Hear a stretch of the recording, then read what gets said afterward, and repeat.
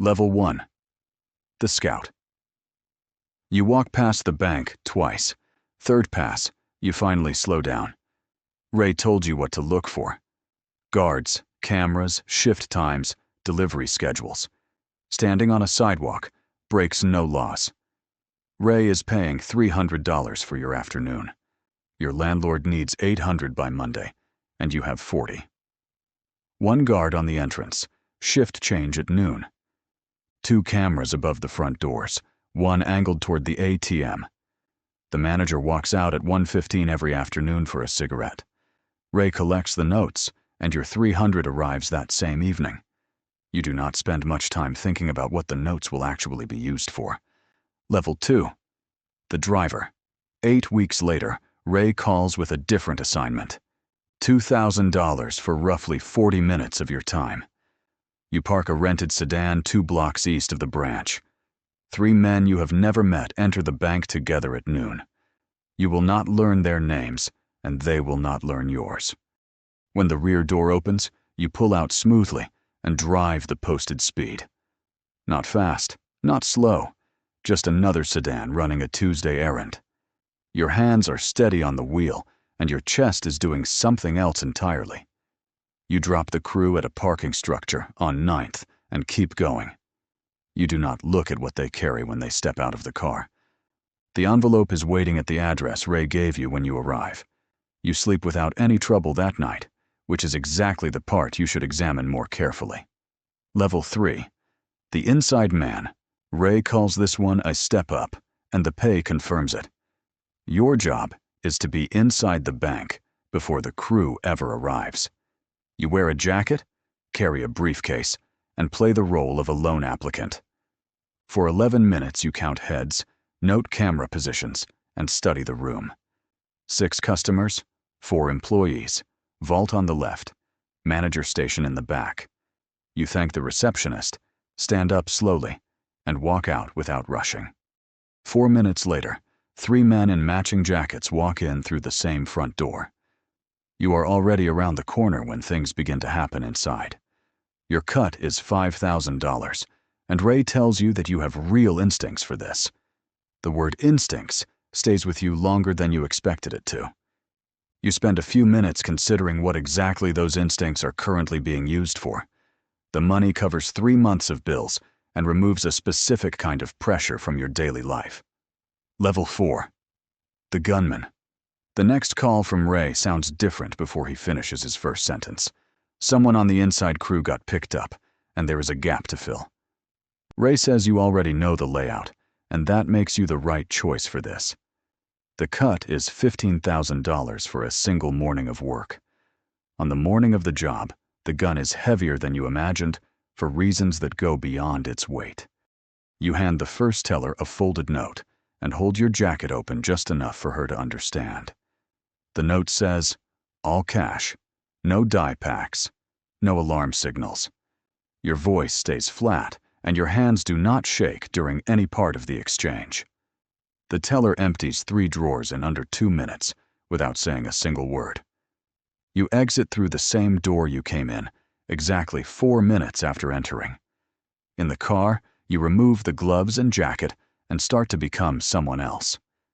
That night, you count 15,000 on a hotel bedspread and feel something you do not have a name for. Level 5. The Crew Leader. 6 months later, you are the one making the calls for the whole operation. Ray has stepped back, and what he built now belongs to you to run. You pick the targets, plan the approaches, and carry the risk of every decision made. 4 people per job, and no single member knows more than their own specific piece. The advance man knows the interior and is told nothing about the timing or the crew. The bag man knows his window, his exit, and his signal, and that is his complete picture. You hold every piece of information, and that weight belongs to you alone on every job. A single operation now brings in 60 to 90,000 before the split happens. Your share is always the largest because your exposure and your decisions carry the most risk. You rent a clean apartment and pay for every expense in cash with no paper trail left. You have trained yourself to maintain that version of your life across many different conversations without any detail slipping. There is a genuine discipline involved in running two separate lives at the same time without letting either one crack. Level 6, the Mastermind. By year 4, you are designing and planning operations that you never physically attend in person.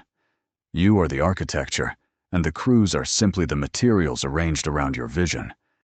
Burner phones, rotating dead drop locations, no address used twice, no real names spoken on any call. The money no longer arrives in envelopes, but moves through shell companies and businesses with legitimate fronts.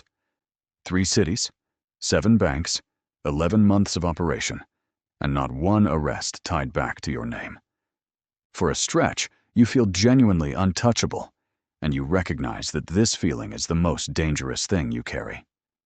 The FBI has been building a dedicated task force around your operational signature for 14 months straight. They pick up your driver on a Tuesday morning, and he begins cooperating within 6 hours of booking. By Wednesday evening, there are federal vehicles sitting at intervals on your block outside your building.